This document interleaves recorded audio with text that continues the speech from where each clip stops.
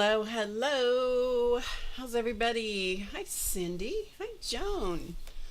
Hey, Peggy. Hey, Rhonda. Hello, hello. Miss Rhonda, you are always on my mind. Always, always, always. Big hugs. Big hugs. Okay. Yeah, it's Friday. It's Drama Free Friday, right? It is all day long. I've been busy today. I've been busy today. I had some stuff I had to do today across town from where I live. So I had to go do that, and then I had to get back over here to this side of town, and they're doing construction on the highway between the 2 points. It's exciting. Anyway, nothing that a cup of coffee won't fix. Hello, Catherine. Da-da-da. Oh, thank you, Rhonda. Hey, Dorothy. Hey, Sharon. Shoo, hello. Can you hear me all the way over there, Shoo, in India? I hope you can. Okay, so as I am prone to do, I have been showing you things as I have unearthed them. Yeah. Plenty of that going on. Plenty of decisions having to be made about what to keep and what not to keep. Come on now. Cooperate with me. There we go. Oh, this is gonna... Okay. I've got a lot of light going on here right now. So, the thing I'm going to show you, the first thing I'm going to show you is pretty blown out because of the light. It's being shown today, Rhonda. Thank you. Which is why I had to go do stuff and then come back. So it's being shown today. So it sounds like it might be a promising situation, but who knows? You know, till something gets transacted, who knows? But anyway, thank you. Okay, so as I said, Miss Muppet is here with me. She's not in the room with me, but she's here. She and Pepper Jack, the two that are in the race to see who crosses the Rainbow Bridge first. We love them both. We want them both to stay as long as possible. But I'm just going to tell you, as my son says, every time I say that, he goes, he teases me. I have to tell you that they're both still here. They're both still happy. They're both enjoying their can of food that they share every day. But, you know, there are days when I take her with me over to the other house because there are steps there that she has to climb that I have to carry her up and down the stairs. So she's not 100% A-okay, but we're doing okay. Anyway, she's here with me today, and so if I have to stop and say, I got to go let the dog out, you'll know what the deal is. Because she is like having a puppy now. A puppy. Yeah, she is very much like a puppy. There's a lot of laundry involved. The other day, I had just gotten home, and I always let her out before I get in the car. And then I let her out as soon as I get here because it's about a 15-20 minute drive. And I had gone down to the basement here to put some stuff away or do something. Anyway, I was down there. I guess we were carrying stuff downstairs. Anyway, came back up and she greeted me with a big pile of poop on the rug. And I'm like, really? Anyway, she's like a puppy.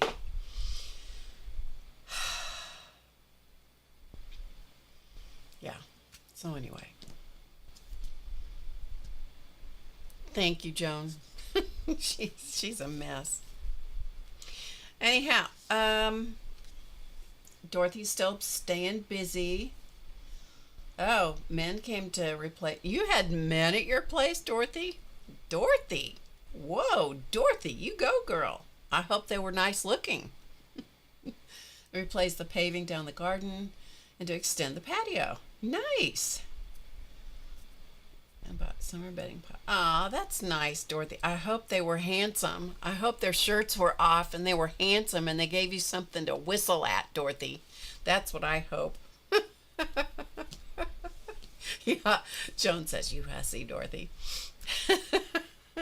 Joan and Dorothy are both live in the UK.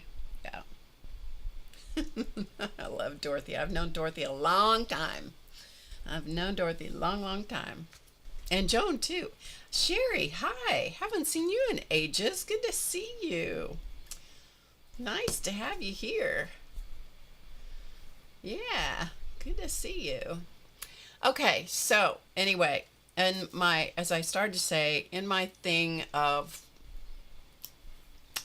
cleaning stuff and making decisions about what to keep and what not to keep, and how big things do I keep and where do I put stuff, and I mean, for example, I have an entire wall across the end of my family room, which is where I have all of these canvases, and I've told you about this before. I have not quite the whole 180 days that I did the canvas a day. They were just small canvases, but I put them up every day on this wall at the end of our family room. It has a lot of flipping canvases, people. That's a lot. They're 5x7 or 6x8. I gave away 5 of them to great nephew last week after he helped worked his tush off helping us. He was so good. He was so good. He's 13 and going to be 14 shortly. But my goodness, was he a help. Oh, goodness. And he was enamored with this whole wall of these canvases. And I told him to pick some, and he wouldn't pick, so I picked 5 and gave them to him, and I hope he has fun with them. I hope he enjoys them. Anyway, but there's all the rest of them. They're on this wall. It's a huge amount. If I take them down, stack them up, they're a stack of probably 3 feet tall. I don't know, maybe more. What do you do with that stuff? So I've decided, and Elton wants me to keep them all, and I'm like, no, I'm not going to do that. He would like for me to keep everything. Well, then if I do that, then I'm in the same boat that I was. Yeah, not going to do that. So I'm making decisions about what to keep and what not to keep. Anyway, this is one of the things. Hey, Joni, good to see you.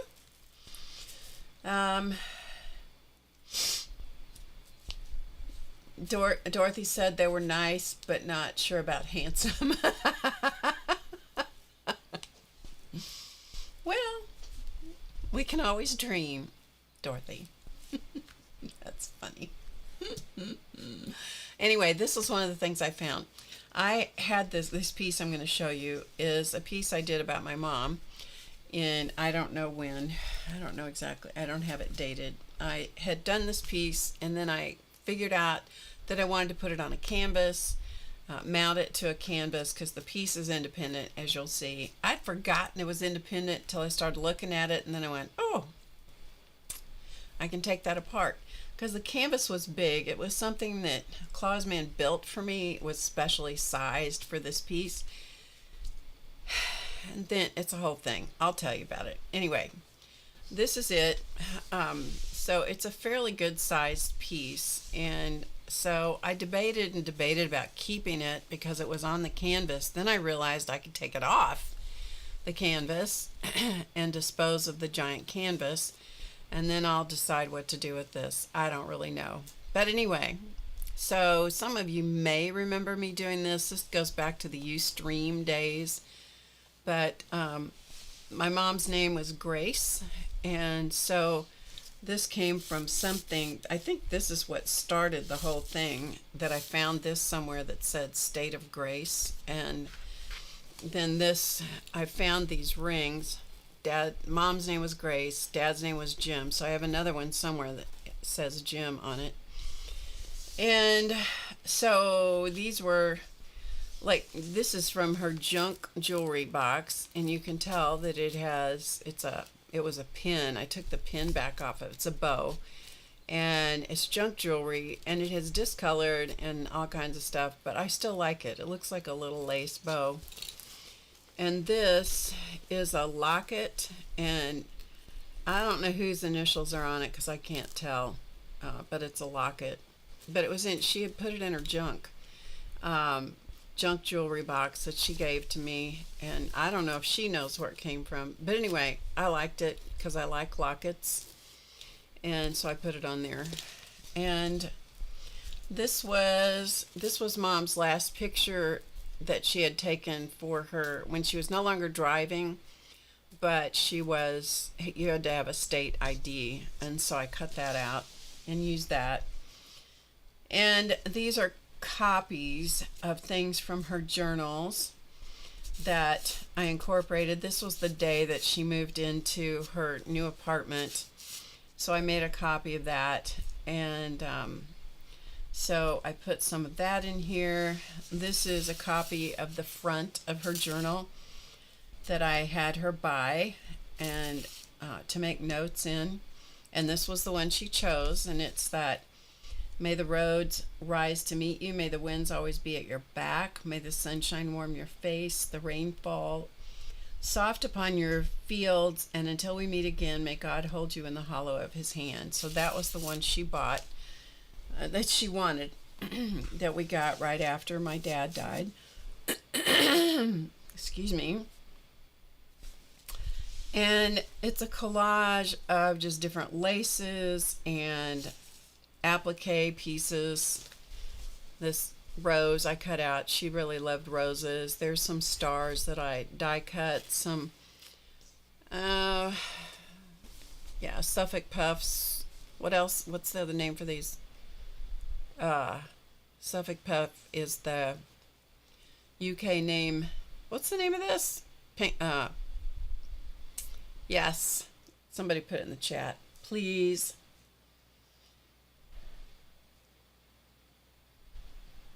Oh, is it Bettina? Welcome from Brazil. Or Brazil, you're Brazilian. Glad to have you here. Hi, Yo-Yo. Thank you, Jessica. Oh, I don't know why that went away. Yo-Yo. Let's see, what else? This is a skeleton leaf here. This, you can see it on here. There's some patches of things. This was a copy from... one of the things that my mom had, she had an autograph journal, and it was in her stuff.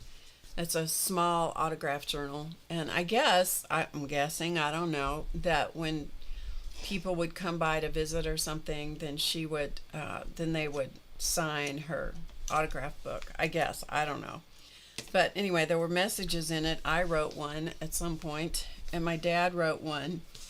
And I took a copy of it, and it says, "Dearest Grace, love, always," or something like that, Jimmy. So anyway, it's in but handwriting's really important to me.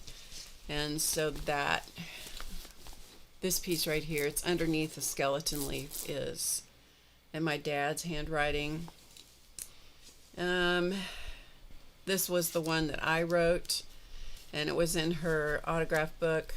And so I just took bits and pieces of things and put in there. But one of the most wonderful ones was her mother wrote in her autograph book, and that's this.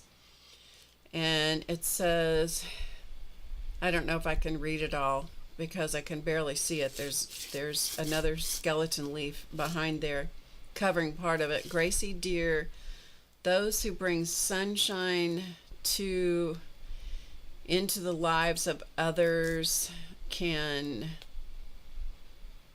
I don't know. I can't read the rest of it because I blocked some of it out, and she'd signed it Mother. But that's my grandmother's handwriting there, her mother's handwriting. This is a picture. This is a color. This is actually a color copy of a picture, one of my favorite pictures of my mom when I think she was 11 or something. I was going to use it as a photo transfer, You've seen the whole thing, so I'm going to zoom in so I don't have to hold it up so you can see it a little better. Anyway, this was a picture of her, and I tried to use it as a image transfer. It didn't work, and so I saved it, which is usually what I do. So I saved it and used it in here, and then this was a wing image that I had used from something else, and then I had several of these. They were color copied. Most of this stuff is not going to last, but you never know. And so I put it on, stitched everything in place, and then I put 2 little gold safety pins that as though it were holding the wings on. I'll tell you about that in a second. I tied a little bow in silk ribbon because she actually has a bow in the picture, so I added that. And this was an image from a calendar, and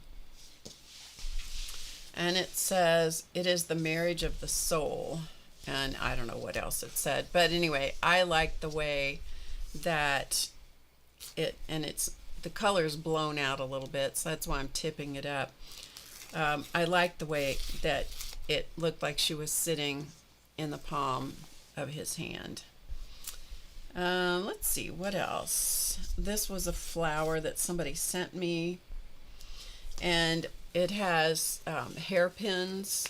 You see the hairpins?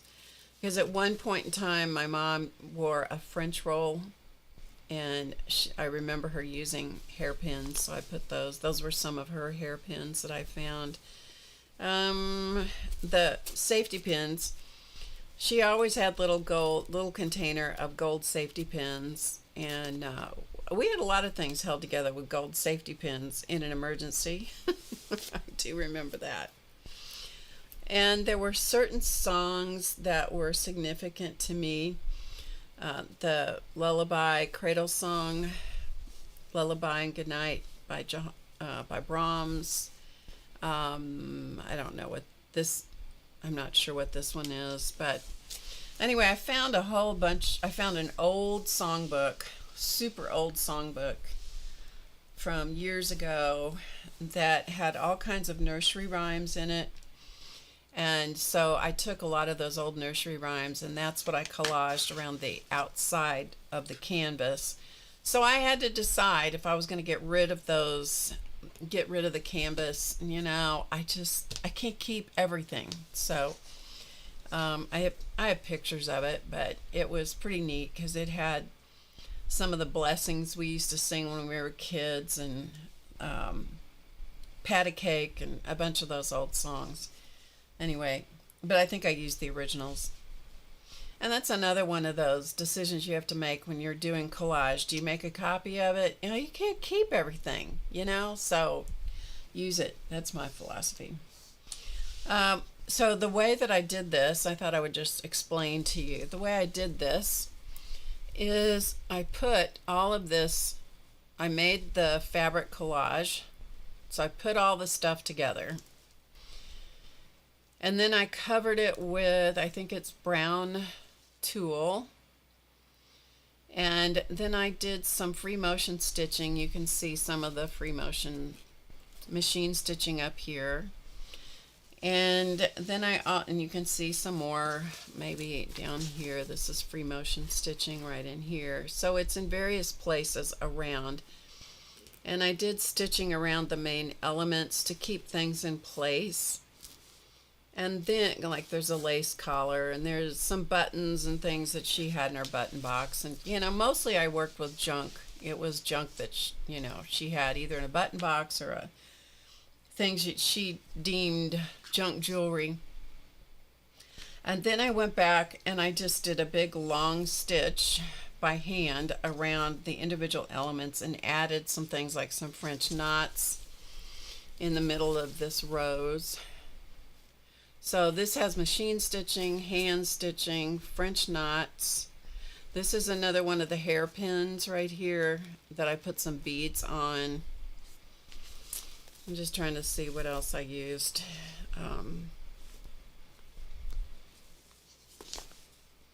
So I guess that kind of gives you the tour around it. This is hand stitching. So this preceded the slow stitch movement by a long by a long time. And then I went around and I put it on cotton batting. That's what's on the back of it. This is the cotton batting in the back. That's the machine stitching you're seeing. And then I went around and I couched a rat tail cord around the edge so that it had something that kind of finished the edge of it. And so that was the piece when it was done. And then I attached it to the canvas, which we made. Clausman made a frame for me. We put duck cloth over it, which is like a canvas sort of thing. And then I did a collage on top of the fabric, stained it with, I don't know, acrylic paint or something, so that it was all done. And so there was a border around the outside of probably that much, 3.5 inches or so. Then I attached this through the fabric canvas with buttons. So this had a bunch of mother of pearl buttons is what held this onto the canvas. That's the reason I could take it off. So there you go. Hey, Judy. So anyway, I just thought I would show that to you. What am I going to do with it now? I don't know. But anyway, I have it because I started to take it apart, and take pieces off of it. And I couldn't quite make myself do that. So I realized once I could take it off the canvas, because I think I did this in 2011 or 10 or I don't know. It was a long time ago.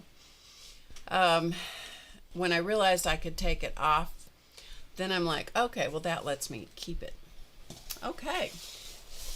Any questions? Put them in the chat in caps, in case I missed anybody. Okay, I don't see anything. So this is another one that I did, and this is actually on a canvas, and I did this on stream too, so it's probably, I don't know if this is from Ustream days, 2013. I think this goes back to Ustream. I don't think it's YouTube, because I think I've been on YouTube 11 years, so it was before that, and I was on Ustream for quite several years before that. Anyhow, I did this canvas, and so I thought I would show it to you. And so it's a stretched canvas, but it is, let me zoom in just a tad more. It's a stretched canvas. It is not framed, but I like stretched canvases just hung on the wall. So anyway, so this is another one. I'm going to let you see it. Then I'm going to give you the actual color of it.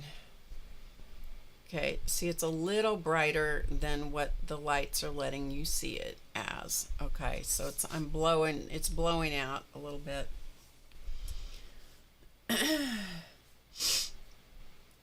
See a question above. Okay. Let me see. Where is it?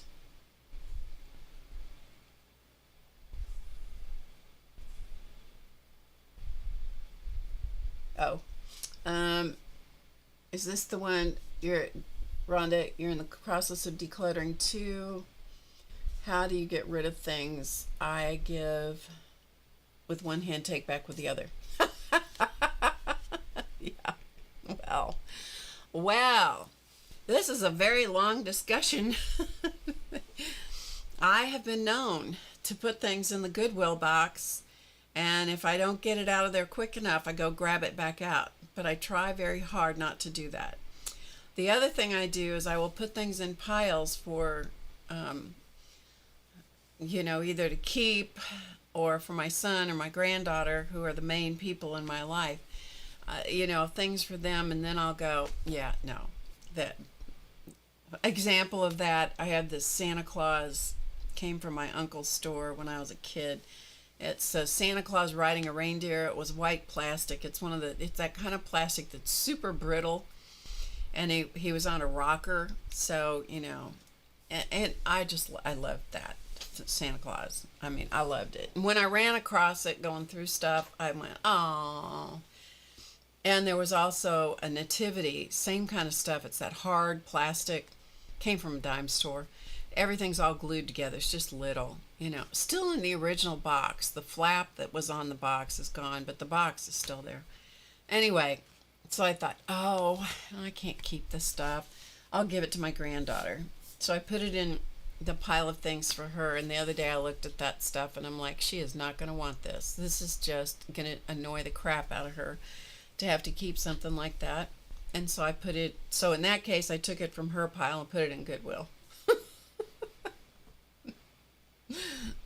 God gave you two hands for a reason. Yeah, but it's not to put it in and then grab it back. That is not why. I don't have a good answer other than motivation and space. That's the thing.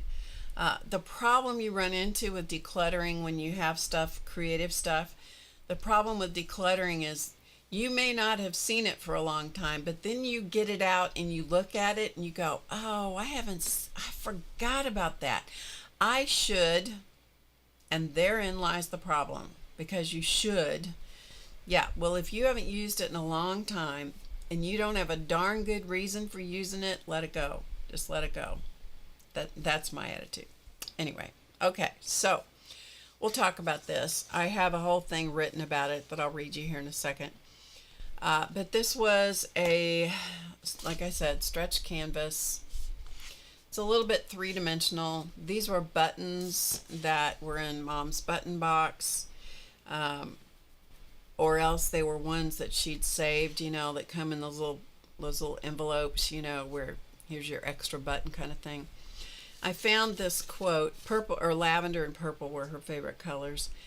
I found this quote that I used because it starts and ends with grace. It says, grace must find expression in life, otherwise it is not grace. So I used that. There's collage on here. The butterflies are collaged. The clouds are collaged on top. This is free. This is fabric that I dyed and cut into the little banner. The background has modeling paste and different paints. It has some clouds finger painted in the back.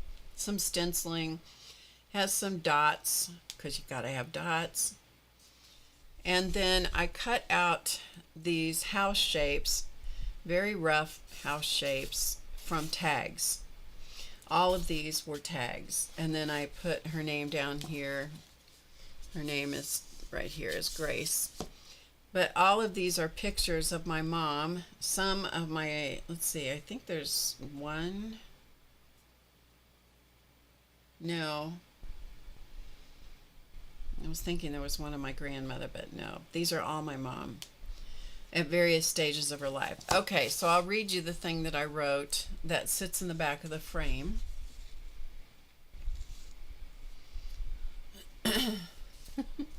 So here's what I wrote. I created this canvas. Oh, it was on Ustream. I created this canvas during several weeks on Ustream broadcasts, beginning on November 1st, 2013. Excuse me. Which, November 1st, 2013, which would have been my mother's 102nd birthday. All of the images are copies of those I've collected. They span age 3 months to her early 40s. Mom's maiden name was Grace Margaret Jones. She married my dad, James Elmo Smith Jr., on June 17, 1936, and after that, she went by the name Grace Jones Smith most of the time. Mom's favorite color was lavender, so the basic color scheme is shades of lavender. The houses are tags that I cut into random house shapes. The butterflies are particularly meaningful for me, as another caregiver always sent butterflies and rainbows when one of us was having a tough time. The day of my mom's funeral, I was totally surrounded by butterflies, which had never happened to me before and has never happened again. Mom loved a beautiful clear sky, so of course I had to include some pretty white clouds. Mom loved to see the seasonal flag flying outside her window when she lived with me, so the little banner seemed to fit. I found the quote about grace, and I loved it because it began and ended with grace. The buttons that hold the banner are from Mom's button box. It was a good way to celebrate my mom's birthday month. Completed November 25th, 2013. So anyway, that's all different shots of my mom. All of these are just copies, copies. And some of these are just really terrible, terrible images. But nevertheless, it worked. So I just I slipped this in the back. And if I can do that, I've done that with a number of pieces that I've created. Especially on a canvas, if it's a big piece, I will write the story of the creation of the thing, because I don't know about you guys, but I forget. I just plain flat forget. So I try to do that and then mount it to a piece of cardstock or something and slip it in the back of the canvas. So anyway, thank you, Joan. So maybe that provides some inspiration to you for honoring someone that you love. It's a good way to do it. I intended to do one for my dad, but I haven't done it yet. Okay, there you go. And we did cards lately. Let me show you the cards that I've accumulated. I need to do a whole bunch more, but we'll take a look at these. And we've been doing these over the last, I don't know, 2-3 weeks. And so I will show these to you, and then we'll figure out what we're going to do today, because I don't know. I've been busy. Look on the bright side. It's all perspective. So these are some of the flower ladies, flower girls, whatever you want to call them, that I have. Here's another one. Throw kindness around like confetti. This is a paste paper background that I already had. This was a piece of jelly print fabric that I had stuck on this card, but it clearly didn't feel finished, so I put this little girl. And the way this looks out of focus, that's the way that particular daisy was. Your eyes have not gone crazy. This one was a jelly plate background, and I said, I have no idea what I'm doing. And that is so true. And that's appropriate sometimes, to just send something to somebody and you say, I don't know what I'm doing. Got nothing. Today is full of possibilities. This was another jelly plate pull. This one is She is Brave, because she has bubbles on her head. You got to be brave to have bubbles on your head. Darling, you are a work of art. Again, this card was done, but just didn't feel finished, so I added a flower lady on top of it. Same thing here. These were bits and pieces of jelly print fabric. Be You Bravely. Same thing with this one. This was a bunch of jelly plate fabrics. I added some more on top, put a piece of jelly plate paper to connect this, and then used Creativity Takes Courage just to tie the card together. Hang on, let me overthink this, which on Monday night, that's what I was doing. So I added this little flower girl here. So those were the ones we did Monday night, and then before that we did some weaving paper strips that we did. Okay, so there are the cards. Now, the next question is, what are we going to do today? I have managed to while away a whole bunch of today. Oh, I have some. Oh, I don't think I have it over here. I found something that I so want to show you guys, but I don't think I brought it with me yet. Anyway, to be continued on that. Okay, we're gonna, this is my, over here to my right is a box of stuff that is all unfinished projects. And so I'm going to let you guys choose what you want to see me do today. I'll let you all choose because these were some of the top choices that you asked about when I showed them to you. And oh, thank you, Dorothy. So you kind of gotta, they're fairly big, so I'm gonna zoom way out so you can see them, so I can get them both on the screen. Sorry about having to look at my tummy, but that's the way it is. This is a tote bag with an image transfer on it. This is a mandala done with bingo daubers that I started to do, and I got quite a bit of it done. Started to do, you know, the embellishment and stuff on it.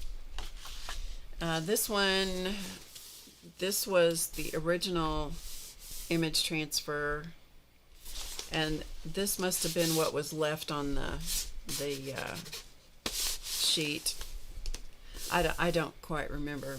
Anyway, we're gonna, if we work on it, we'll work on this side. It's not quite as washed out as it looks like in this light, but we can do that. We can do this, or we can do this, which is somebody gave me this, which was a zippered pouch, and the zipper, I think the zipper broke on me or something, I can't remember. And so I took it apart, took the zipper out of it, and I made a little journal cover out of it, although I've never sewn any, you know, signatures into it. Okay?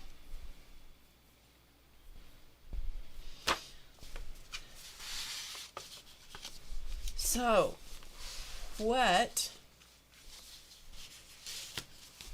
again, I'm sorry that this was washed out, my lights. Never mind. I'm not going to make any more excuses. I'm not going to make any excuses. It's just the way it is today. I need to adjust the lights a little bit. Which one do you want me to do today? I'll let you decide. Majority rules. Rhonda says she'd love to see the bingo mandala finished. What I'm going to do with this when I get it done is I'm going to cut it up and make cards out of it. The bingo one. It's all bingo daubers. And if you don't know what bingo daubers are, I'll get one and show you. I think I know where they are. Okay, anybody else have a vote? So far, Rhonda's the only one voting. My parents got married when you were 4. That's cool, Dorothy. Anybody else? Hi, Jessica. I know you watch me. You've watched me a long time, Jessica. It's been a while since I did that one. Yeah.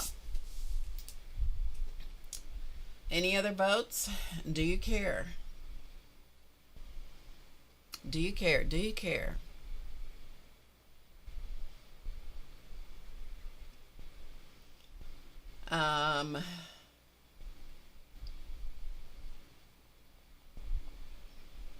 Anybody else? Are you asking me where I went or somebody else? Because I'm not sure. The bingo one? Okay, anybody else?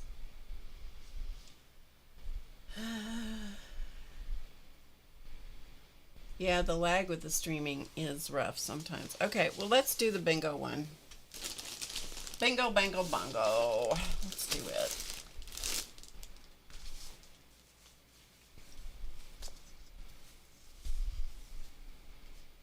Hey, Linda. Bingo, bingo. Okay, we'll do that.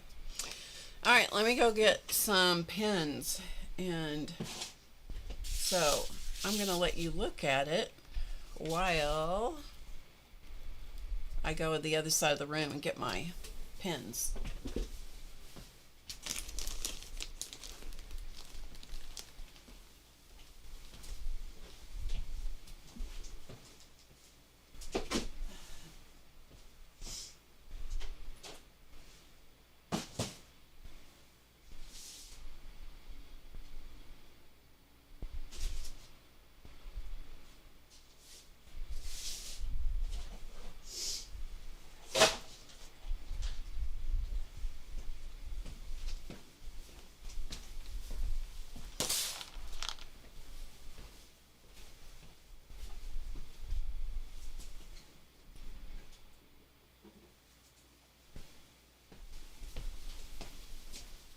And in case any of you don't know what bingo daubers are, what I'm talking about, this is a bingo dauber. I bought these from Amazon, and they are exactly what they sound like, and that is that you go play bingo with these. And so when they call out your number, you put the dauber to mark out the number that they call. That's what they are, bingo daubers. Takes them a little minute to dry. They come in a lot of colors, and that's what we did with this. I lined it. I drew some lines on here to give me some, to start the map, I call it. And then I also did rings around with a compass so that I had a way to kind of keep myself a little bit symmetrical. You're having coffee by the fountain. That's nice. By the water fountain. Oh, that's nice. Hi, Tim. Goodness, good. I'm glad you're here, Tim. Thank you. Connie Kane's birthday is June 17th. That's a good day, isn't it? Yeah. I think that's great. I had a cup of coffee earlier as I was driving home. It was great. Okay, so let us let's come in, and so far what I have done, I'm just going to zoom in real tight, and then I'm going to try and keep it on the screen. So far what I have done here is most of this, not quite all, but a lot of it is done just with the Jelly Roll pens. The white is done with a paint pen. So where am I on this? I am, okay, so I have most of that. I don't have these smaller ones like these, and then I don't have all of the little stuff kind of tying it, pulling it all together. So you know what we got to find out? First of all, we have to find out if my Jelly Roll pens are going to work for us. That's always a trick. That's a trick.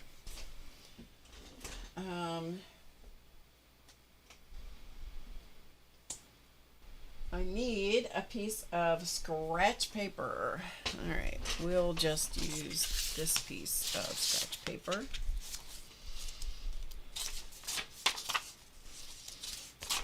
Okay.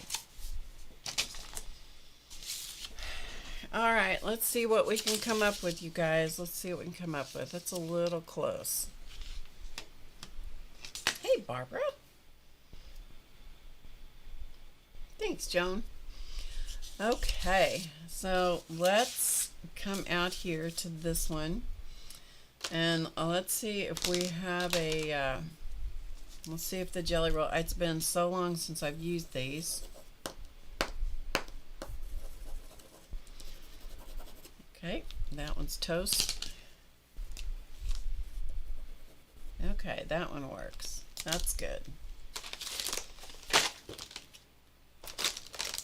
I'm just gonna get a whole bunch of pins out here. And let's see. Okay, that one works. That's good. How about this one? Okay, that one works. Okay, we've got some to start with.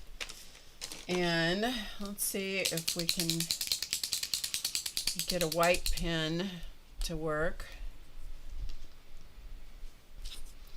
A white pink Posca pen.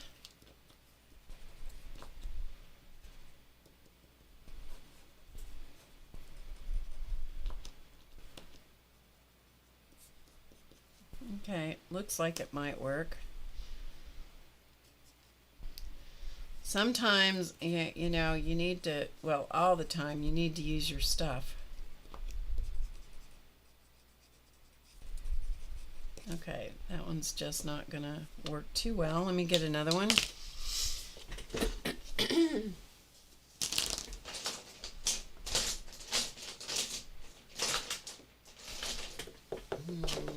one over there.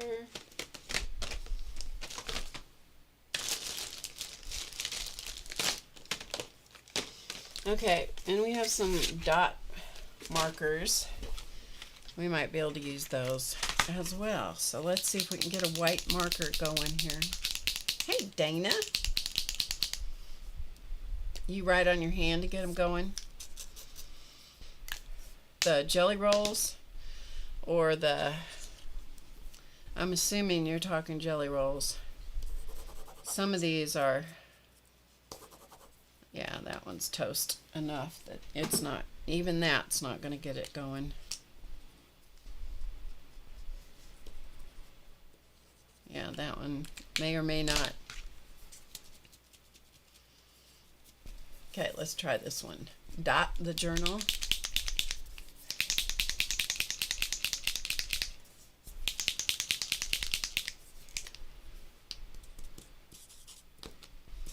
Boy, Barb needs to use her stuff. I need to get some things going here. Boy, that one's dry. Okay. Let's try another one. I have a whole bag of, let's try this one.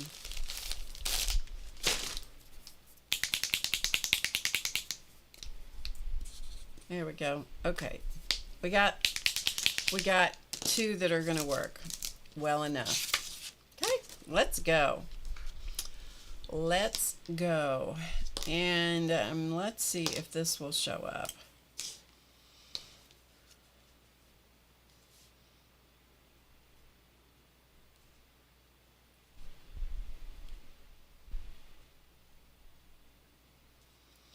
So as I always tell you, when you are creating mandalas,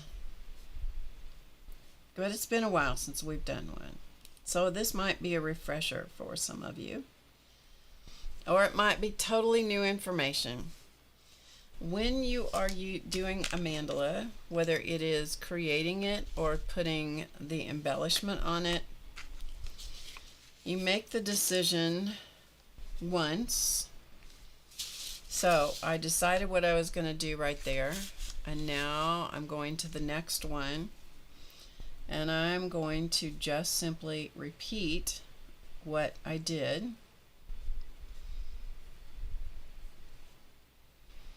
On that one. And do I care that they're the exact same number of lines? No, I don't.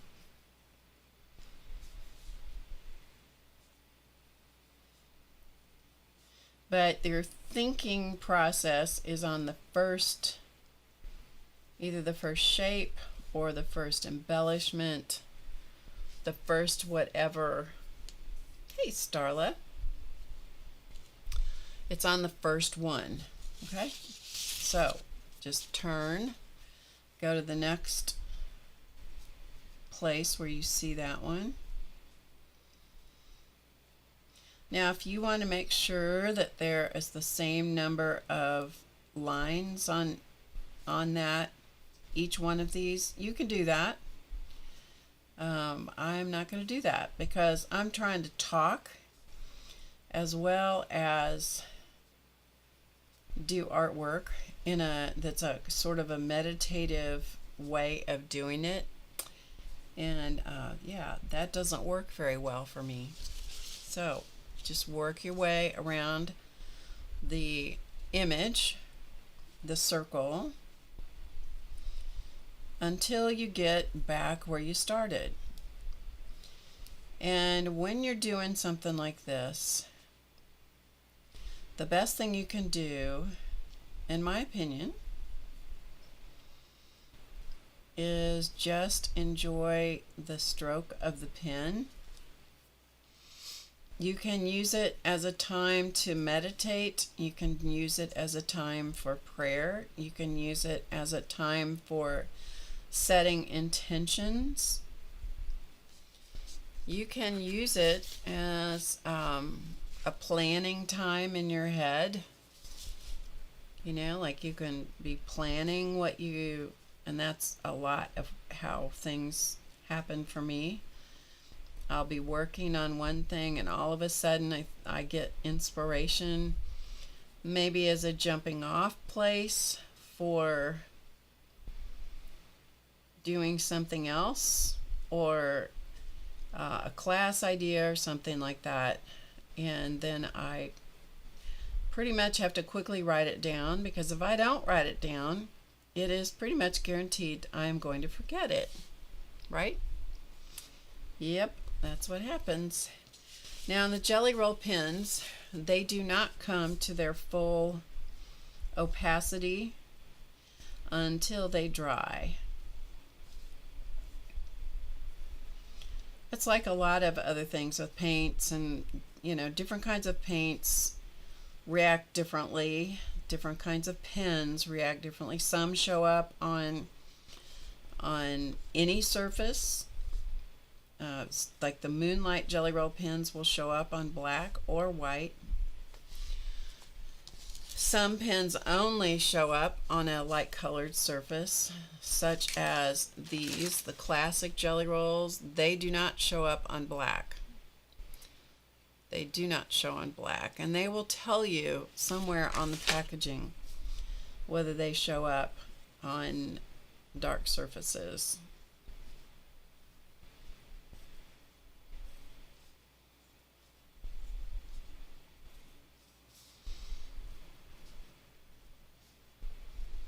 And I'm just going over these spokes on most of them a couple of times, just so that it kind of makes the line a little thicker. These are fairly fine pens.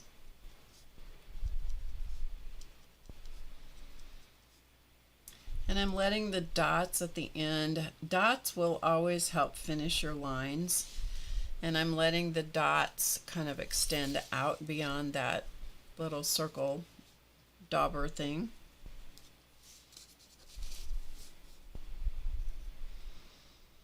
I like to have something at the beginning and the end of the line.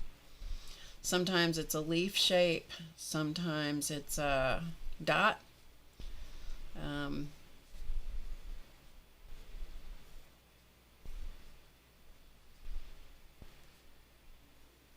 It just depends, but I like to have something. Dots are kind of my go-to. I really like a good dot, or a good circle, or a circle with a dot in the middle of it. Yeah, that works too.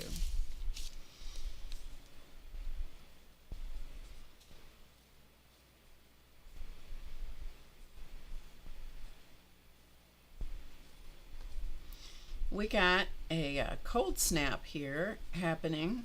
Not super cold, but chilly enough that I have on a flannel shirt again today. So it's pretty chilly in the evenings right now, which is a little unusual for us. And then it warms up during the day.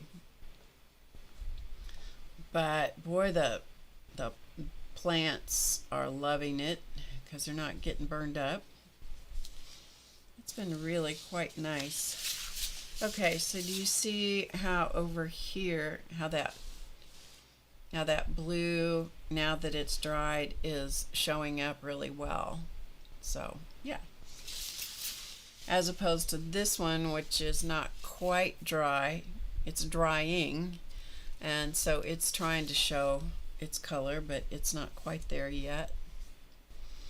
Now some of these did not, the dauber did not make a full circle, and that's okay. You can pretend that it is a full circle.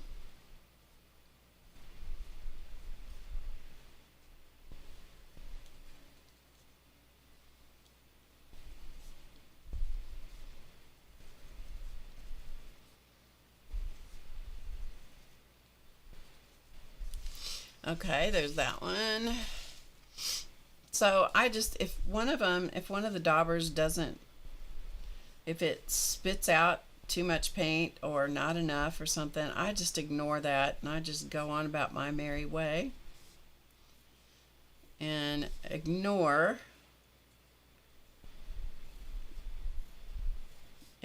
what it didn't do. And I am kind of up away from my work, and so sometimes you may see me do a double line instead of retracing the line that I intend to retrace. But you know, that's the way that goes.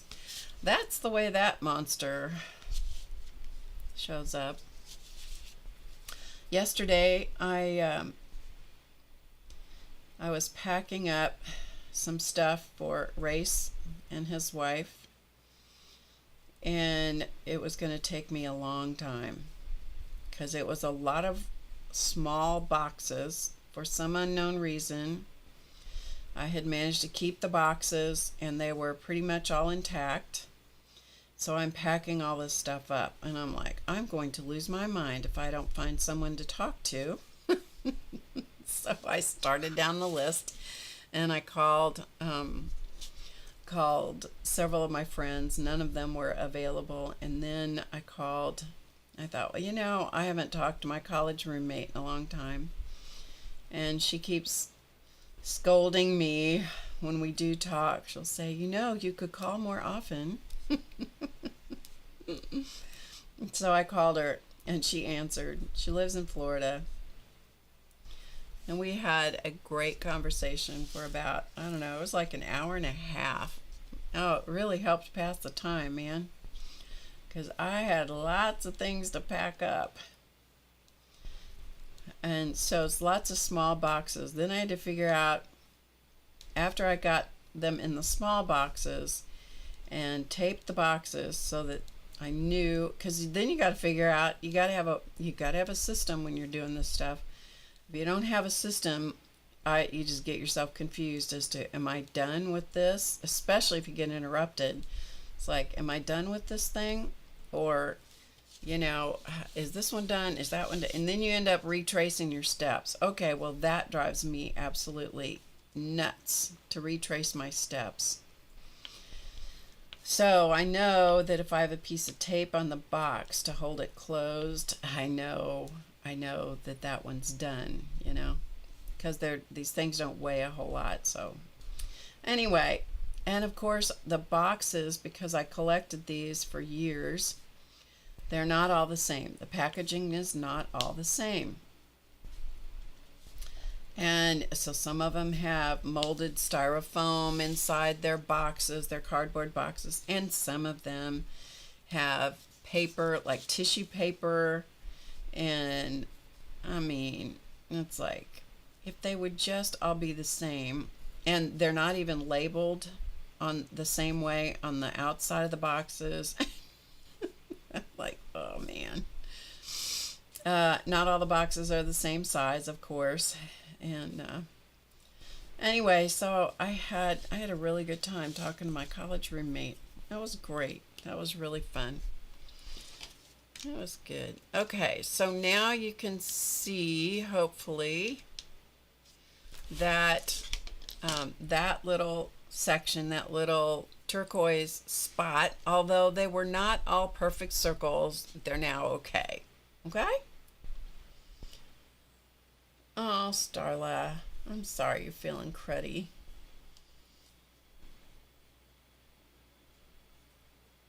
Oh, thank you, Judy. That's so sweet.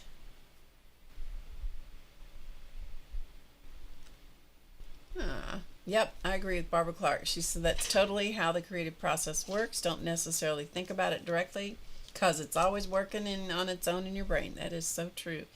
Do you know what I end up doing? Okay. And I've done this for years, and I don't know how it works, and I don't really care. I don't care if there's an explanation for it. It doesn't matter. But I often, if I have a problem, and it can be a problem of any proportion. I used to do this when I was taking care of Clausman. I used to do it when I was trying to solve a creative problem, or I have an idea, but it's kind of like the idea is kind of like back here at the back of my brain, but it hadn't come to this part, so it's not clear, and so I would sometimes just go to bed, and just as I'd go to bed, I'd just let go of it, and so often when I would wake up, I would know what the answer was, and most of the time it worked. Once in a while it didn't, but most of the time it worked, and that was like, yeah, so that your brain does work all the time. It truly does. So one of the best things you can do with an issue, whether it's a problem, a creative thing, any kind of thing, is to try to let go of it. Well, easy to say, hard to do sometimes. Okay, so now can you tell in here in the middle, I have things that are beginning to connect some of the rings together. So like there's some things here, and there's some more things there, and there's some more things there. So I got out to right about here, and that seems to be kind of where I stopped with the embellishment and connection. So I can do one of two things, and that is I can go back and play around with some of these in here, or continue the connection aspect out toward the outside. And so let me see what I think I want to do. Let's see what I want to do.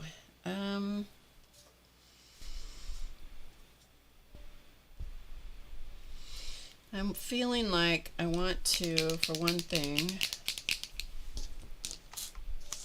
find my piece of paper that I had. Here it is.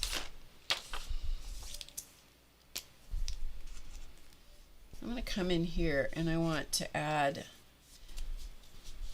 some more white in here. The white is just such a great sparkle, and I love to add white dots. Now the thing you got to do when you add, this is paint pen, the thing you have to do when you start doing this stuff is you got to keep your hand out of it. Okay, so think about where you're working, and I am right-handed.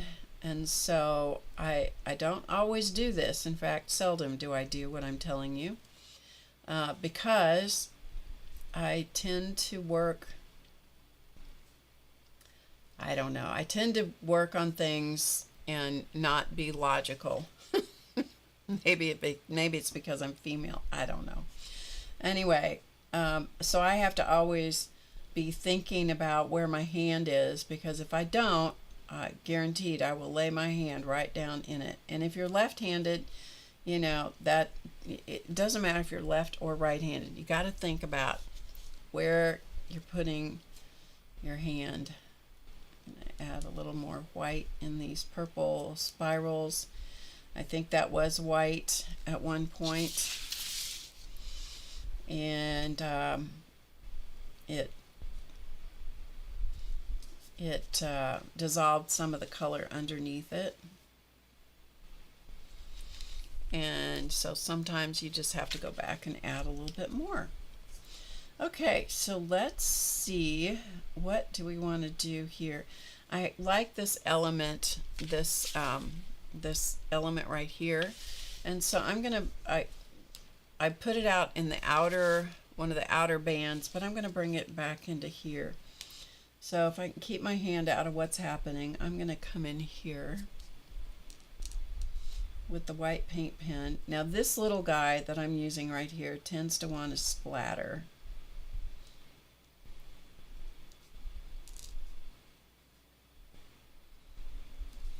And I can't worry too much about the fact that it's going to splatter on me. And it also is going to want to dry lighter,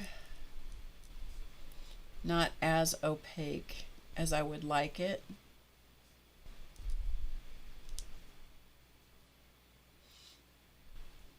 And I'm not going to count.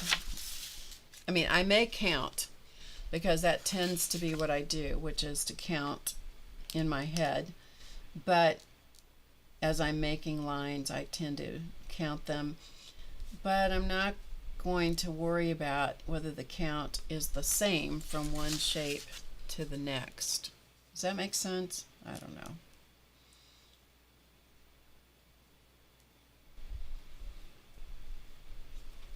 So in other words, if I have 7 spokes in one and 8 in another, that's just fine. And then I may, okay, one of the other things I enjoy doing is this. We'll come over to this one because it's the driest of them, I think. I'm going to find a place to put my fingers, and then I'm just going to dot those little lines.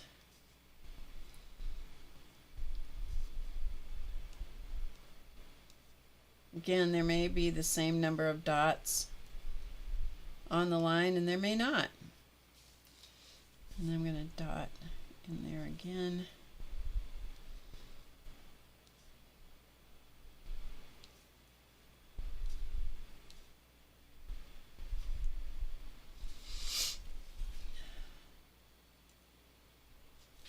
And I have been known to go back and forth and back and forth with doing this kind of embellishment stuff, putting the frosting on the mandalas for a long time. That's part of what gives the complex look, but it's also the part that I love. I love the embellishment.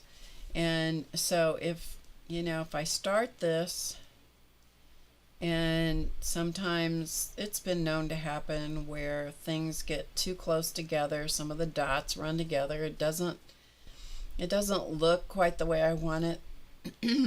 I can come right back on top of it, and I can go on top of it with a fine black jelly roll and add some black on top of it, and that gives it a little more, I don't know, uniqueness.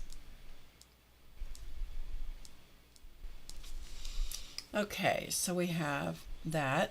I don't know why my voice decides that it is just gonna go crazy, but it does sometimes. Okay, let's take a look at the classic dot markers. Bria Reese dual tip classic dot markers.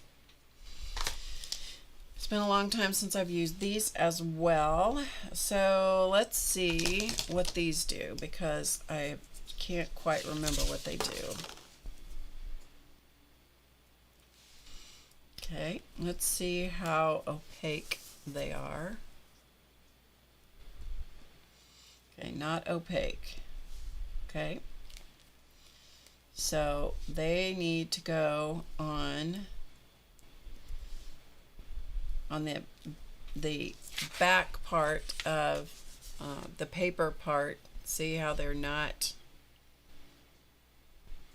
opaque, even though they dry down. You see a little bit of the green, but not a whole lot, but you see more of it here on the background. So we can use them for that. So let's put in a few dots. Dot, dot, dot. Let's get the yellow. Let's get them all out. So they're double-ended. One dot is bigger than the other dot. And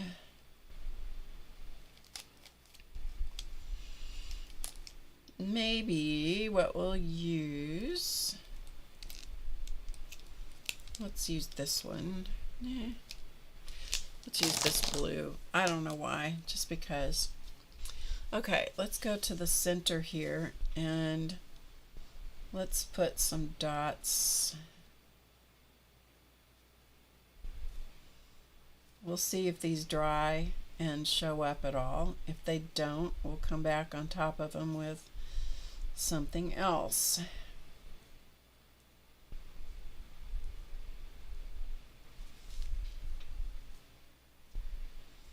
And these are going to look green because I'm going on top of the yellow.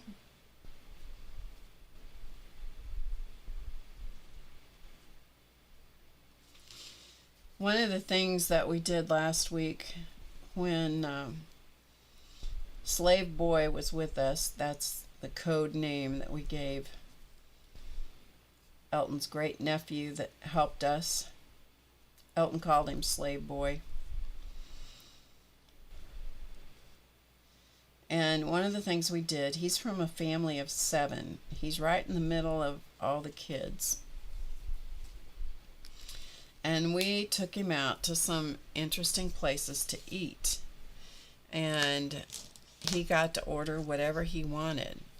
And one of the places we went, there's a Greek steakhouse here in town. And this one family has owned it for, I don't even know how many years. I don't remember. I should know the answer to this, but I don't. They've been in business since I was a kid. Rudeness to drink in front of you, but I had to have something. Anyway, this one family is on the, let's see, the 2, 3, let's see, 1, 2, 3, 4th generation working in the same restaurant. And so we went in there to eat, and they grill the steaks in front of you and stuff. And they're super wonderful people. I had to be okayed by this family because Elton's former wife, who died of cancer, was very good friends with the family, and so I had to be okayed by them, just, you know, to make sure I was good enough for him. Anyway, so when we went in, we told Slave Boy that he could order what he wanted. So he chose an 11-ounce, I think it was a top sirloin, and it came with baked potato, or no, he got French fries and Texas toast and a salad and all that. It was a big hunk of meat, let me tell you, big hunk of meat. Any vegetarians in here, sorry, but you know, anyway, it was big, and he enjoyed that. I'm telling you, I never saw a kid enjoy anything as much. The only part he didn't enjoy is they asked him how he liked it cooked, and he wasn't sure of the answer, so he said rare. And I thought, this is going to be a problem.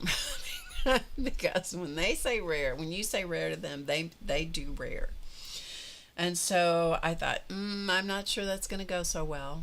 So I got his steak, and he cut into it, and he took a bite, and I said, you know, if it's too rare for you, they can put it back on the grill, and they'll cook it a little bit longer. And he goes, oh no, it's okay. And about one more bite, he goes, do you think they could grill it just a little bit longer? I'm like, yeah, they can. Yeah, it was pretty funny. Okay, so this is I don't know what color this is, pink-ish, sort of pink. So let's come in here and let's do some of these. So I'm doing more than just a dot, okay? I'm increasing the size of the dot. So this is not exactly the way the dot markers are intended to be used, but it's okay. Okay, now you can see that some of these are not equal in distance away from each other.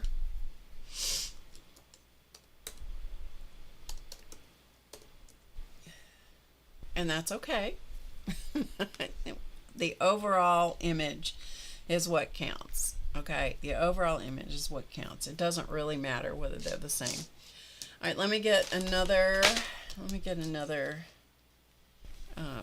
pen here. Okay, let's go for this one. And I'm gonna just outline these dots, the first green dots I put in there. I find that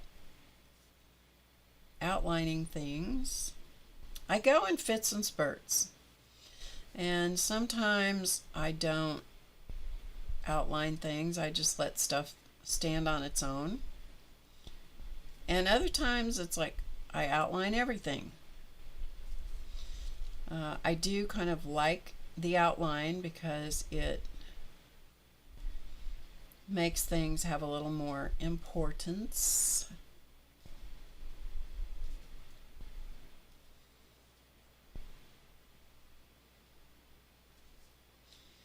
And I don't worry too much if I, have a little space sometimes where I don't quite close the ring or whatever. It's okay. It is a-okay. And that pink one that we just put down, let's see whether this one, so it's kind of tone on tone. And let's see, what do I want to do with this? I'm just gonna outline it.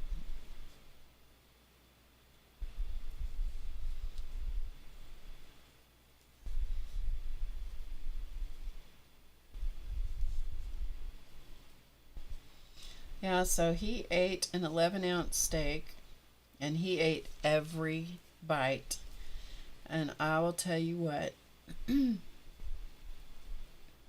I don't think I ever observed a kid enjoying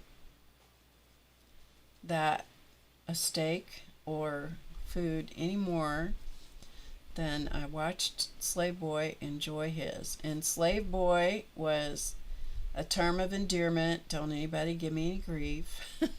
It's a term of endearment.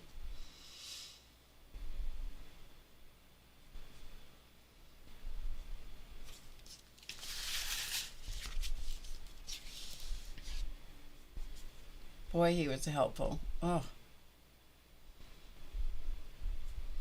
And when we said, I told him over and over throughout the days that he helped us and after, I said, thank you so much for everything you've done to help. Because, he did, the time that he was here, he did things to help us that would have taken the two of us probably 3 or 4 times as long.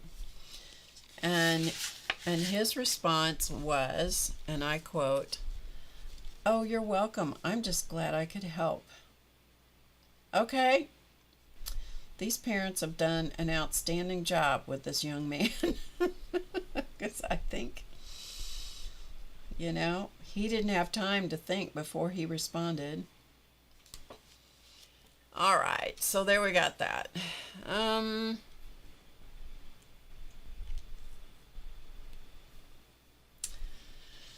Okay, let's go to, I'm just thinking here a little bit. I'm just kind of playing with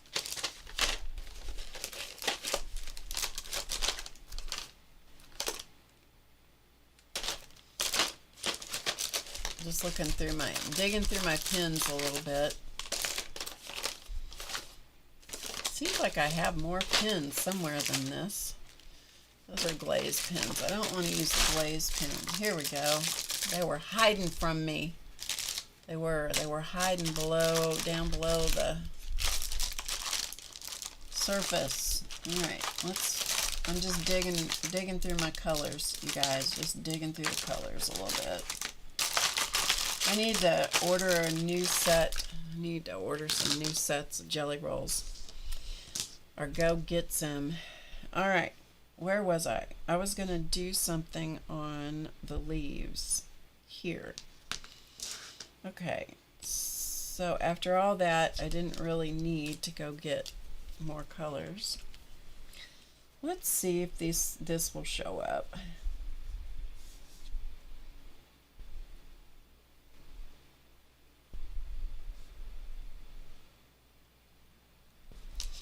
Don't know, that's not going to show up for you, so let's go to a darker color. Alright, I'm going to have to let that color dry a little bit before I can go back over it and darken it on the other side.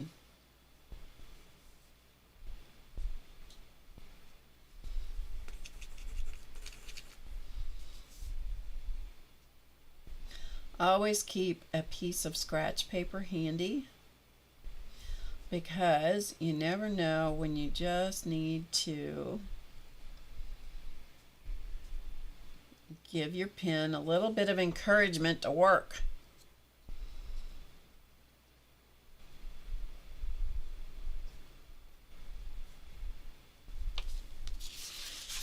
All right, same premise. Once I decide what it is I want to do, and I've done it once, then I repeat that thing all the way around the circle.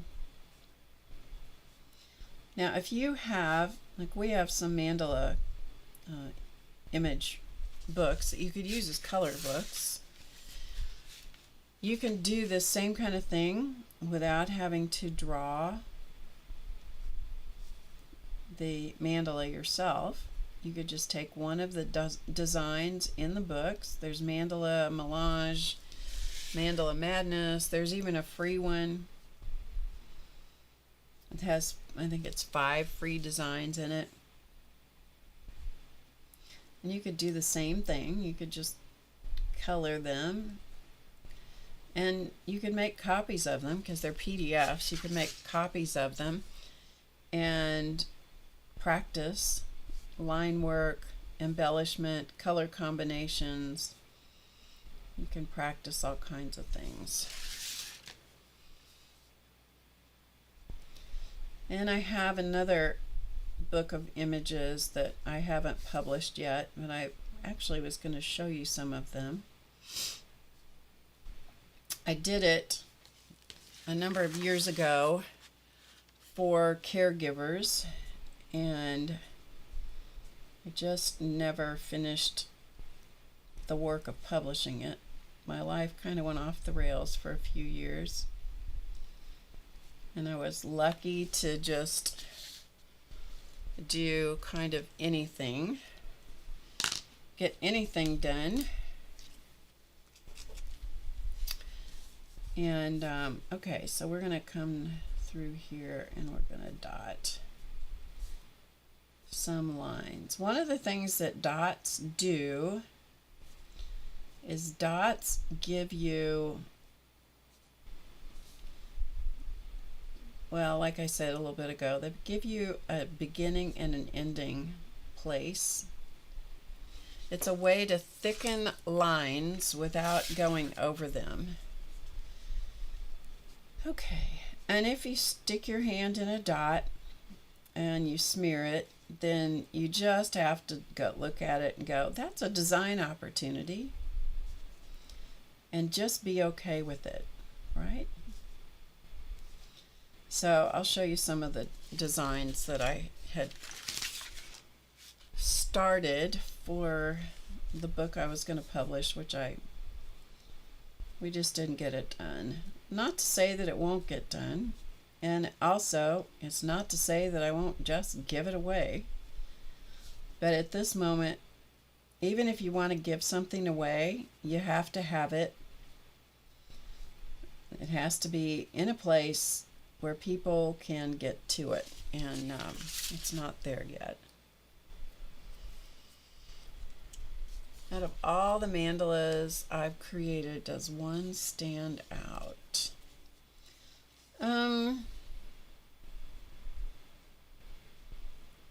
Yeah, I probably have 2.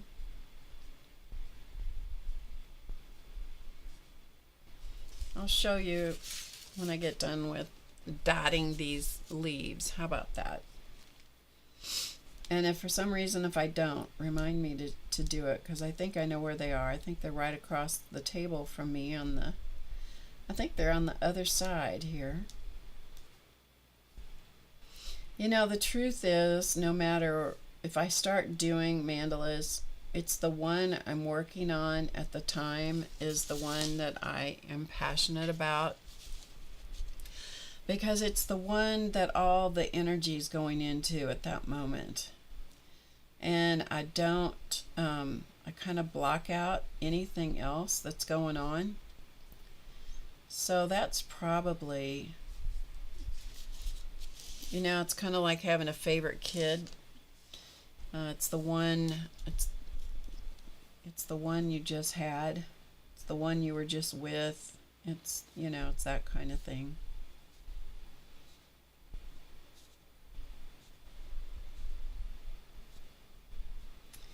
But I've done a lot of them, and when I go back through them and look at them, you know, I have to be careful, otherwise I'll lose my train of thought and go, oh, you know, and I start thinking about when I made that, created that one, or allowed it to show up, or, you know, whatever the lingo is.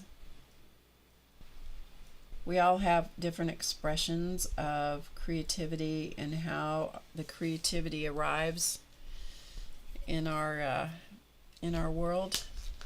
Okay, let me get those, and I'll be right back. Debbie, hello. Man, I haven't seen you for a long time. You're taking care of your 92-year-old mom. Good for you. Wow. I'll show you some images here in a second.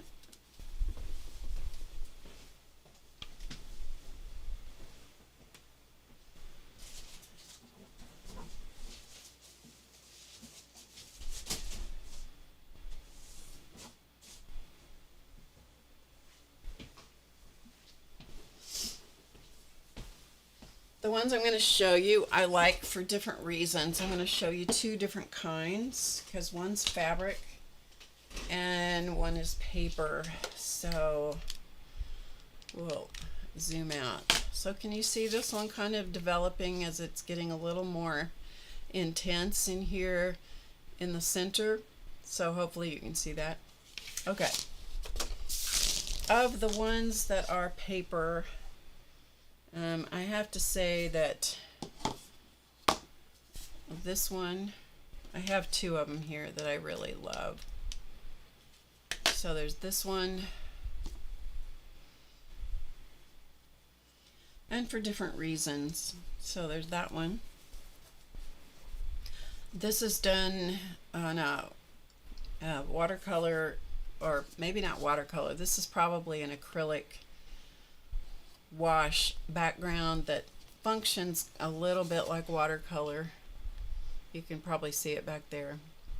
I'm sure it's acrylic because the acrylic won't reactivate like watercolor will. And this is done with Inktense pencils and pens, and using stippling and so forth as the shading. So I'll show you that. You can see the stippling. So there's that one. This is similar. These two are probably my favorites done on paper, and then I attach them. So this is the separate piece, watercolor paper, and then it's attached onto a black I think these were black canvases. Yeah. So I attached onto that. This one has words in it. Be still, be receptive, be gracious, be inspired, be beautiful, be grateful, be assured, be empowered, be brave, be content, be creative, be magic, and then back to be still. So there's that one. So they're similar but different. There's the intensity of the color. So those are two of my favorites done on paper. These are my favorites done on fabric.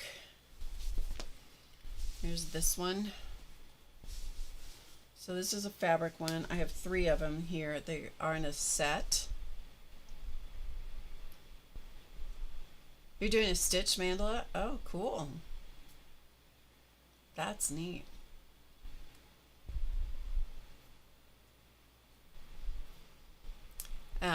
This one is, this is the word, let's see, love. Okay. I always have to look at these. When I haven't looked at them for a while, I lose the word. So this is a mandala made of words. So if we block out, now this is kind of one of those things where you almost have to kind of cross your eyeballs to see it. I think maybe once I do this, then you'll be able to see it. You see the word L-O-V-E? Here's the word love. And then when it repeats around, and there's a heart in the middle, so it actually goes this way. So when it repeats around, it's the whole mandala. You see it? Yeah. So there's that one. So that one I really like. This one I didn't put a hanger on it to hang up, so I usually just tack it up with thumbtacks someplace. So there's that one. And I love these buttons. These were buttons I got, I think, at Hobby Lobby. This is done in 2016. Man, it's 9 years old. Hobby Lobby is where I got these buttons, and I just love them. Huh, no pun intended. Okay, this one is also a word.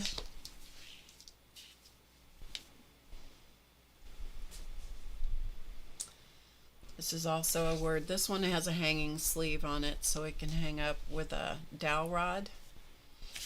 And this one is one of my favorite words.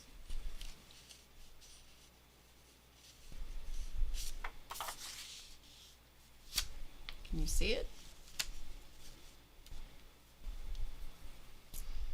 Hey, Beth.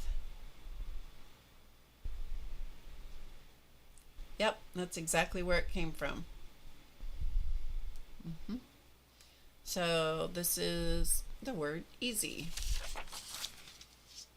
So that is also, when you look at it, that's repeated around the circle, but the letters make the design. Okay, and then I have one more. So these, the fabric ones, are favorites for different reason. Okay, this one also has a hanging sleeve. So it hangs, there's the sleeve on the back. It hangs on the back. This one's pretty big, and so I'm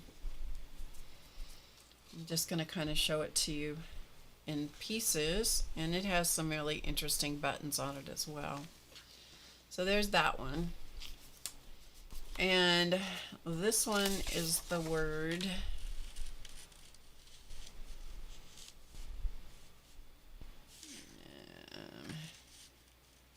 here it is, P-L-A. You gotta isolate it. My eyes go kind of crossed when you see it, but it is the word. Okay, where's my Y? P-L-A. It's the word play. I don't know whether you can see it or not, but anyway, here it is. You kind of gotta, like I said, you kind of gotta let your eyes go crossed a little bit, but it's the word play. Can you see it? Can you see it? Can you see it? And then when I take away the papers, the letters become the design.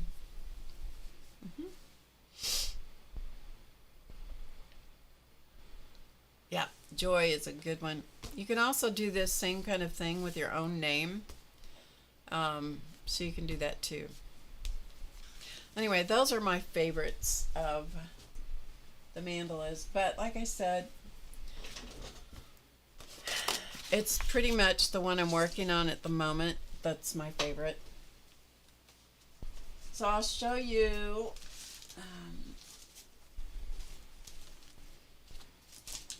sorry, I'm getting something, just a second.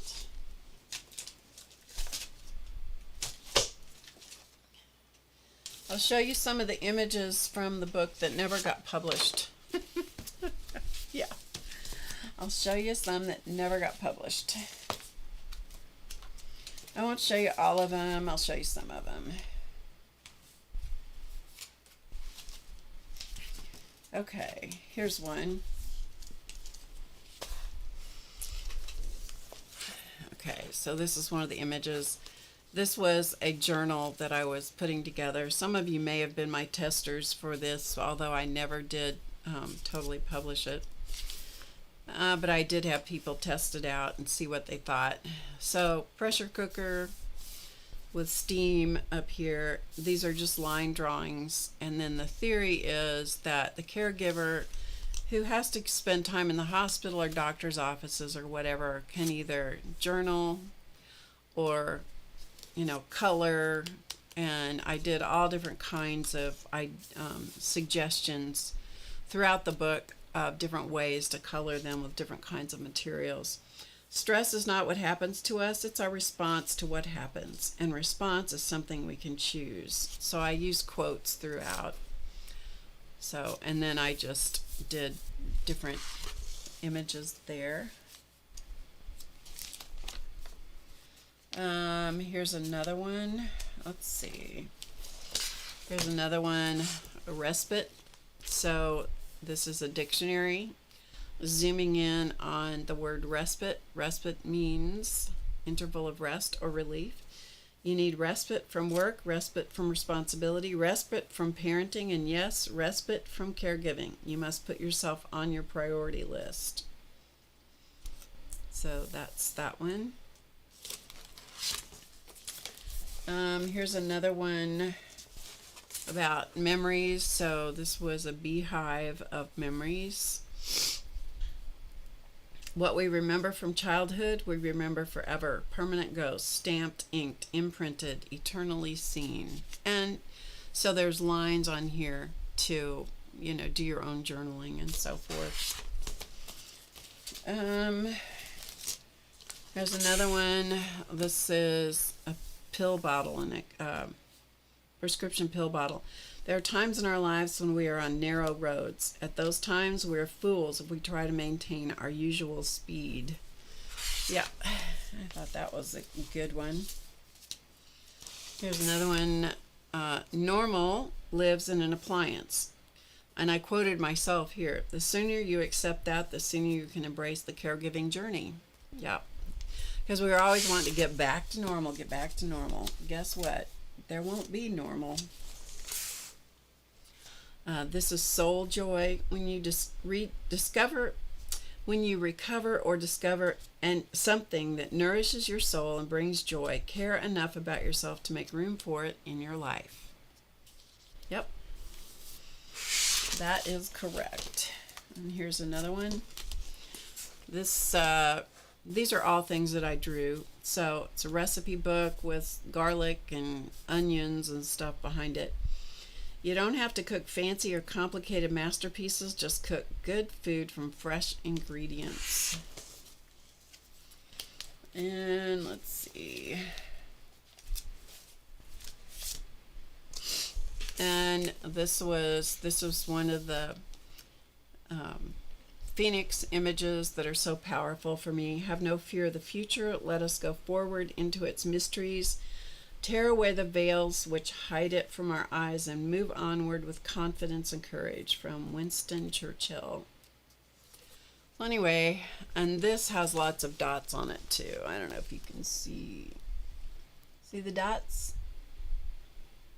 Yeah, lots of dots. Anyway, those are a few of the images in here. Yeah, so one of the many things I have in process that may or may not make it into publication. You need the book, Debbie? I understand that. I understand. You still have your same email address, Debbie?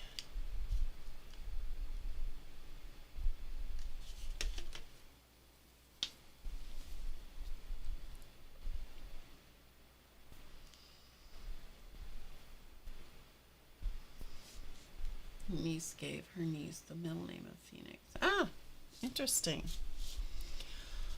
Okay, so I've got about 15 more minutes. Let's play a little bit more. Okay, let me look and see if I can resurrect your email address, and I'll see if I can help you out. I'll see if I can hook you up. I got to see if I can find the PDF someplace in my computer. I will look and see.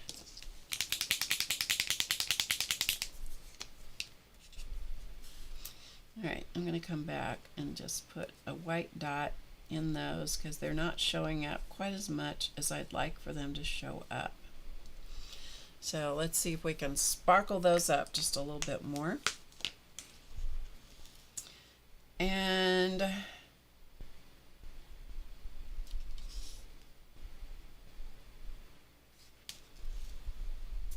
just looking to see what. Okay, let's come out here and do something because this is looking pretty, you know, it's working for me. Once we get out here, it's not working as much. So let's come out here and see what we can do. So I'm gonna just find a spot that it's kind of giving me an idea for something. I'm not sure what. Okay, let's come here and let's use this. All right, let's use purple. Let's make sure purple's working. Okay, so we're going to use this purple, and I'll see if I can keep my hand out of it.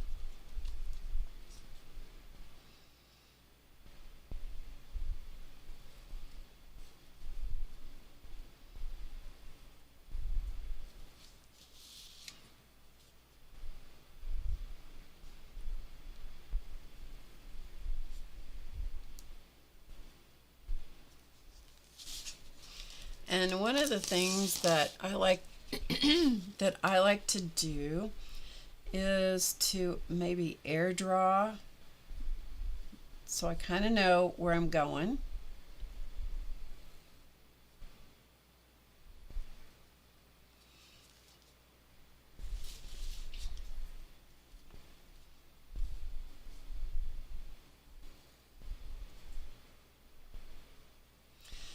I was attracted to mandalas many years back. I didn't know what they were. I had no idea what they were. But I was kind of losing my mind a little bit.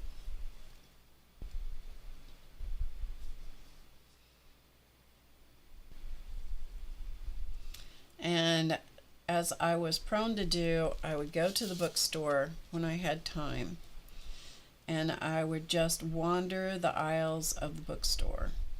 One of the reasons I would do that is because they would change stuff around in the bookstore all the time. So you had to wander the aisles in order to, you know, find stuff. Because I was often just looking for some kind of sanity or inspiration or just something, you know.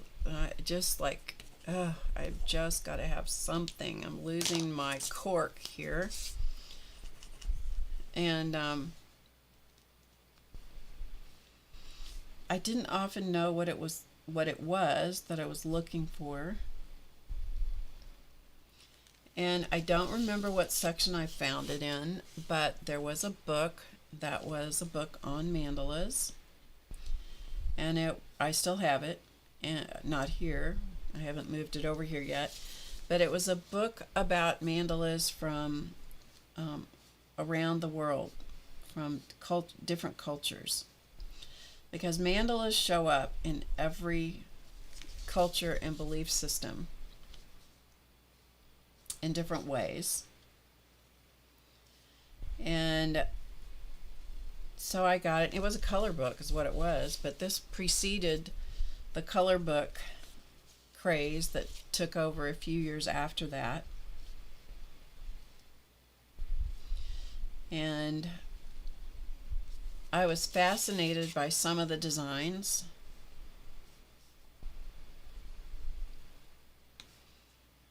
Others not so much, so it was interesting to see what things I was really drawn to.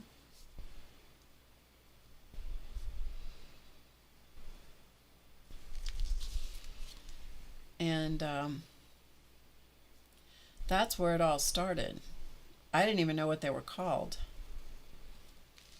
You know, I'd never heard of them before. I'd never heard of mandalas. And some people call them mandalas, some people pronounce it mandala, and some people pronounce it Mandala. And you know what? That is what you should do. You should call it what you want to call it. That's what I think. That's what I think. Okay, I need a yellow. Let's see if we got a yellow. Actually, maybe gold. I want to see if this gold works.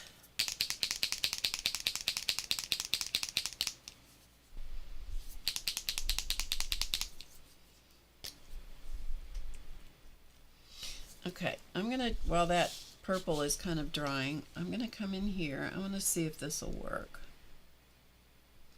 because I can see my pencil line back there. And so if you can see it, and I can't erase it because it's underneath the bingo dauber. So what I'm going to do is just emphasize it. But I'm not going to emphasize it super heavily, because I'm going to use a color similar to the background. You guys may not even be able to see it. Let's see if I can keep my arm out of it.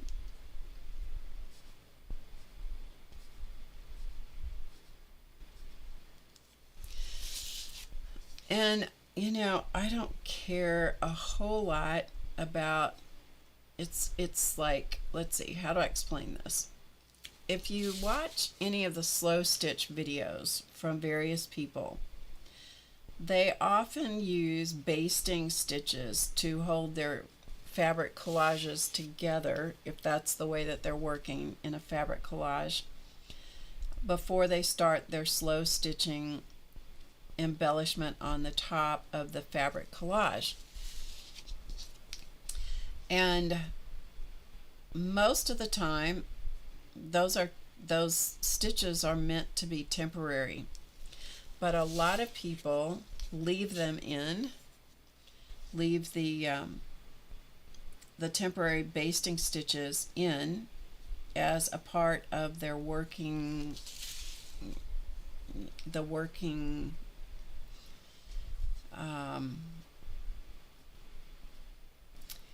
what am I trying to say? The development of the piece. They just leave those working threads in place because to them that is an important part of their process. Okay, I'm surely back to where I was.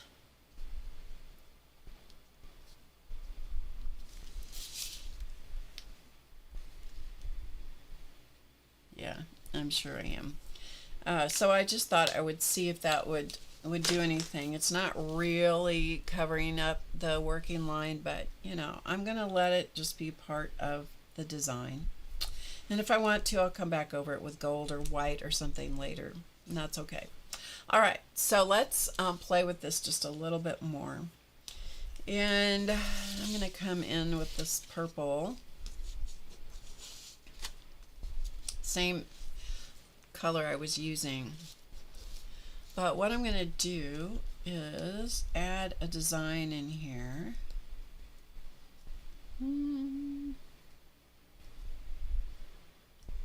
Okay, let's see. What do I want to do?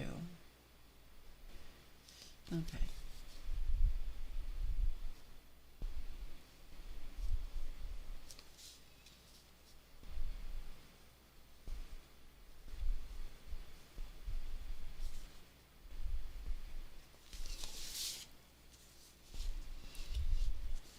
Let me zoom in a little bit so you can see. Whoops, sorry. Yep, zoom in. That's right. Go in the right direction, Barb. Go the right direction.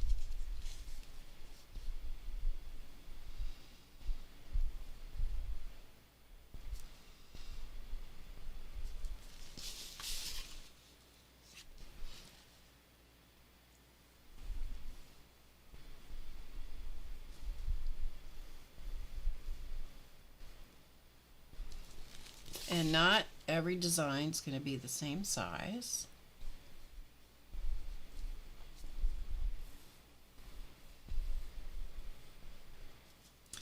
And that is 100% okay with me.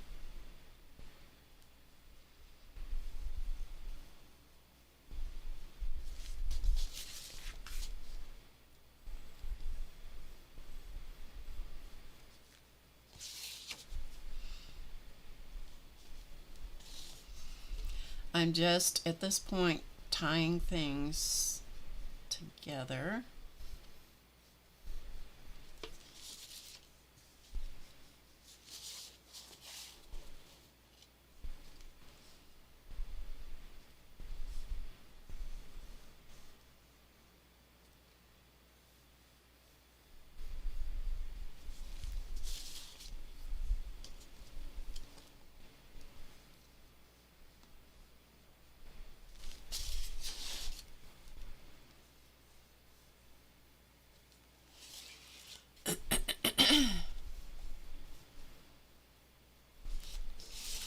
So same principle, make a decision and then repeat it around the circle. So you decide once,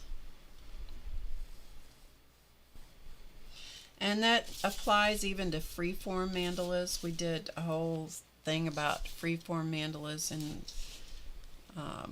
the past.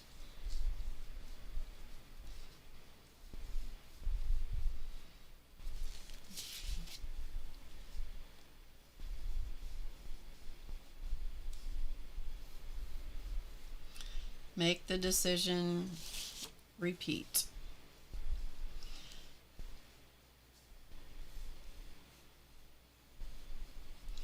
And everybody who gets into doing mandalas or some other form of meditative drawing has their own way of doing it and has their own meaning that they assign to the work that they're doing. I try not to think of it as work.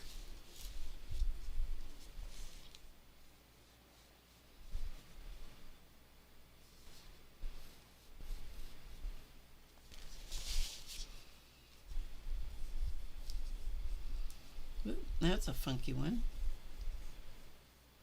Sometimes sometimes your hand just has a mind of its own, you know?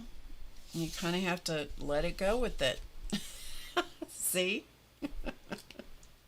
You have to let it do its own thing, because sometimes it just doesn't want to do exactly what you want it to.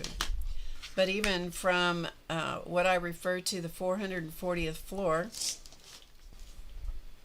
your eye doesn't go straight to that one spot where you go, oh, that's a screw up. No, your eye doesn't do that. It sees it as a whole. Okay, so we've added to this. There's plenty more that needs to be done to this, and then I think I'll cut it up and put it on cards. I don't know. We'll find out. I don't know what I'm going to do with it. So with that, I'm going to take off for today. Thank you, Rhonda. Thank you. I hope that you have a great rest of your day, great weekend. Debbie Boring, I'll see if I can find your email in my list of email addresses, and I'll see if I can communicate with you. Or if you follow me on Instagram or X, you can get a hold of me there. Thank you guys for being here. As always, be nice to people, and do something nice for somebody else. Even when you're struggling, especially when you're struggling, if you do something nice for somebody else, it really helps. Sometimes it lightens your whole way of being and way of looking at the world. If you can do something for somebody else, doesn't have to be a big thing. All right, with that, I'm going to take off, and thank you for being here. I'll be back Monday night, 7 p.m. Eastern. And until then, as always, remember to get creative today, because it's easy. And I'll see you before you know it. You watched me do this mandala. That wasn't hard. Go do something fun. Do something easy. See you soon. Bye for now.